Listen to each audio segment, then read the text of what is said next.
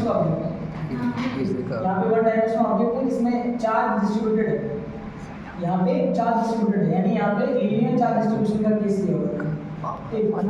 इसकी लेंथ कितनी दिया है, इस ऑब्जेक्ट का लेंथ कितना है L, और इससे r डिस्टेंस पर, इस वाले पॉइंट से r डिस्टेंस पर कोई सा पॉइंट P, इस वाले पॉइंट पर हमें क्या निकालना है, इलेक्ट्रिक फील्ड की इंटेंसिटी। पर यहाँ पे जो हमने फार्मूला पढ़ा है इलेक्ट्रिक फील्ड की इंटेंसिटी निकालने का, वो पढ़ा है q चार्ज की वजह से r डिस्टेंस पर, वो भी पॉइंट चार्ज होता है, एक डिवाइड बाई r डिस्टेंस का फार्मूला होता है। पर यहाँ पे अगर चार्ज डिस्ट्रीब्यूटेड है पूरे लंबाई पर, पूरे लेंथ पर, तो इस केस में हम क्या करेंगे, क्या वो वाला फार्मूला लगा पाएंगे, तो वो वाला फार्मूला यूज हम नहीं कर पाएंगे। तो क्या करेंगे, यहाँ पे एक छोटा सा एलिमेंटल लेंथ काटेंगे जिसकी लंबाई कितनी होगी dr। अगर आपने यहाँ से यहाँ का डिस्टेंस r लिया है तो इसको कितना लेना है dr, अगर x लिया है तो कितना लेना है dx। तो dr लेंथ का आपने एक जो है एलिमेंटल लेंथ लिया जिस पर जो चार्ज होगा वो कितना होगा dq। dr एलिमेंटल लेंथ लेने पर इसका जो चार्ज होता है, इसका जो चार्ज होता है वो dq चार्ज होता है। इसकी वजह से जो इलेक्ट्रिक फील्ड की इंटेंसिटी आएगी उसको हम मान लेते हैं dE। एक छोटा सा इलेक्ट्रिक फील्ड का इंटेंसिटी आएगा किसके वजह से, छोटे से चार्ज की वजह से, तो dE की वैल्यू कितनी होगी। अब अगर यहाँ पे चार्ज छोटा हो गया एलिमेंटल लेंथ लेने की वजह से, तो फार्मूला हमारा वैल्यू हो जाएगा कि q चार्ज की वजह से, इस वाले q चार्ज मतलब पॉइंट चार्ज की वजह से r डिस्टेंस पर कितना इलेक्ट्रिक फील्ड का इंटेंसिटी होगा। क्या फॉर्मूला होता है, k q divide by r square. तो d इज इक्वल टू क्या है, k dq divide by r square. ये अपने पास क्या हो जाएगा, स्मॉल एलिमेंटल लेंथ की वजह से, छोटे एलिमेंटल लेंथ की वजह से इलेक्ट्रिक फील्ड की इंटेंसिटी किस वाले पॉइंट पर, इस वाले पॉइंट पर, जिसकी वैल्यू कितनी आई d। अब इसी तरीके से एक दूसरा एलिमेंटल लेंथ लेंगे जिसकी लेंथ भी कितनी होगी dr होगी, हाँ, बट इसका इससे डिस्टेंस क्या होगा, थोड़ा सा बढ़ जाएगा, ये r है तो ये कितना हो जाएगा r प्लस L1, फिर r प्लस s दूसरा लेंगे, मतलब तीसरा लेंगे r प्लस L2, फिर r प्लस L3, फिर लास्ट वाला जब लेंगे तो क्या होगा, ये वाला एलिमेंटल लेंथ आएगा, यहाँ पे इसका भी जो लेंथ है एलिमेंटल लेंथ है वो dr होगा, और इसका भी चार्ज कितना होगा dq होगा, पर इसका इस वाले पॉइंट से डिस्टेंस कितना होगा r प्लस कितना L। इसका वैल्यू दिया जाए तो ये r और ये प्लस L मिलाएंगे तब जाके r प्लस L आएगा, यानी यहाँ तक का डिस्टेंस आएगा पॉइंट तक का। ठीक, चलिए, तो अगर हमें सभी छोटे dr लेंथ की वजह से इलेक्ट्रिक फील्ड की इंटेंसिटी निकालनी है, मतलब ये जो dr लेंथ दिया है, एलिमेंटल लेंथ दिया है, उसका चार्ज dq होगा, तो dq चार्ज की वजह से हम इलेक्ट्रिक फील्ड की इंटेंसिटी इस वाले पॉइंट पर निकालेंगे, है ना।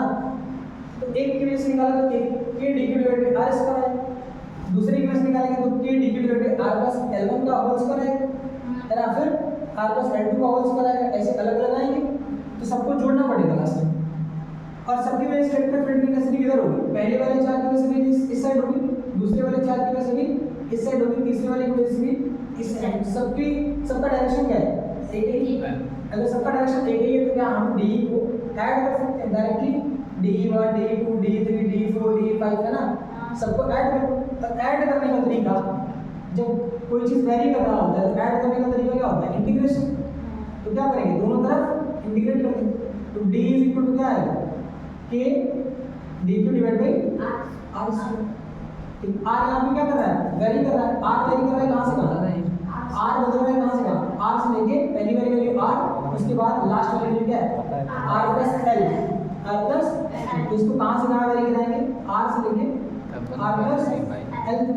अब 1d बराबर कितना आता है, 1d इज इक्वल टू कितना है, जैसे 1 dx बराबर x आता है, वैसे 1d बराबर कितना है t आएगा, और ये कहाँ से कहाँ डिग्री करेंगे, r से लेके r प्लस L। यहाँ पे क्या है कांस्टेंट, इसको बाहर निकालना। प्रॉब्लम ये होगी कि r वेरी कर रहा है पर यहाँ पे dq दिया हुआ है, अगर यहाँ r वेरी कर रहा होता है तो यहाँ पे क्या होना चाहिए,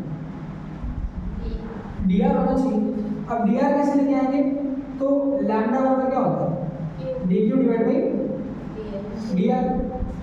dr को मल्टीप्लाई करिए तो लैम्डा dr आएगा इज इक्वल टू कितना dq आएगा, क्लियर। तो dq बराबर कितना है लैम्डा dr। अगर ये r वेरी कर रहा था तो यहाँ dr चाहिए था हमको, पर यहाँ आया क्या चीज d, तो हम क्या करेंगे इसको k डी क्यू की जगह पे क्या लिख सकते हैं लैम्डा डी आर और डिवाइड भी क्या चीज आर। अब आ गया डी आर है ना। अब इंटीग्रेशन हो सकता है। मान सकते हैं कि इसमें जो चार्ज का डिस्ट्रीब्यूशन है वो कैसा है यूनिफॉर्म। जो लैम्डा है लैम्डा की जो वैल्यू है वो कैसी आएगी कांस्टेंट। कब जब यहाँ पे आवेश चार्ज कैसा रहेगा यूनिफॉर्मली डिस्ट्रीब्यूटेड रहेगा, हर जगह पे बराबर से चार्ज बढ़ा रहेगा, तब लैम्डा की वैल्यू कैसी आएगी कांस्टेंट। कांस्टेंट आएगा। अगर ये कांस्टेंट हो गया इसको क्या कर सकते हैं ये क्या हट जाएगा ना यहाँ से, ये को बाहर निकाल दिया तो लैम्डा को क्या कर सकते हैं तो ई बराबर कितना आ जाएगा के लैम्डा कहाँ से कहाँ आर से लेके आर प्लस एल तक इसको इंटीग्रेट किया है और यहाँ पे 1 डिवाइड में क्या चीज आर या डी आर डिवाइड में क्या चीज ऐसे कर लो 1 डिवाइड बाई आर स्क्वायर और ये क्या चीज डी आर। इलेक्ट्रोफिल्ड की intensity E is equal to कितना आएगा k lambda 1 divide by r square का इंटीग्रेशन क्या होता है आर की पावर -1 और डिवाइड बाई क्या चीज -1 है ना। इसको ऊपर करेंगे तो -2 आएगा -2, इसको ऊपर करेंगे तो r की पावर -2 आएगा और फार्मूला यूज करा देंगे x की पावर n dx पर x की पावर n dx वाला फॉर्मूला क्या आएगा। अगर इसका वाला फॉर्मूला लगाते हैं तो ये आता है n + 1 डिवाइड बाई n + 1 है ना।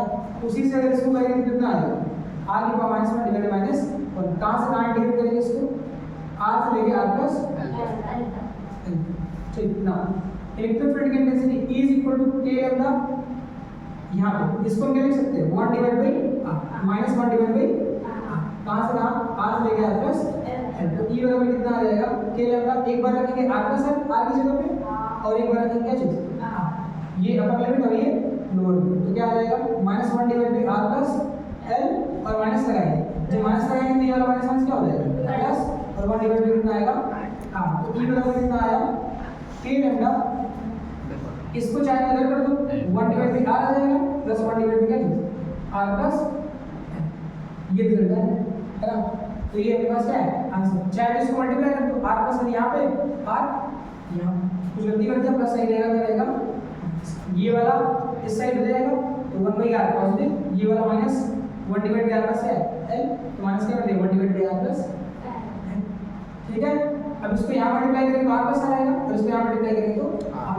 तो इसको और भी आगे सॉल्व करना चाहते हैं तो e बराबर कितना आ जाएगा कि लैम्डा की जगह पे क्या लिख सकते हैं अगर ये यूनिफॉर्मली डिस्ट्रीब्यूटेड है यानी ये कांस्टेंट है तो लैम्डा बराबर क्या हो सकता है q डिवाइड बाई n।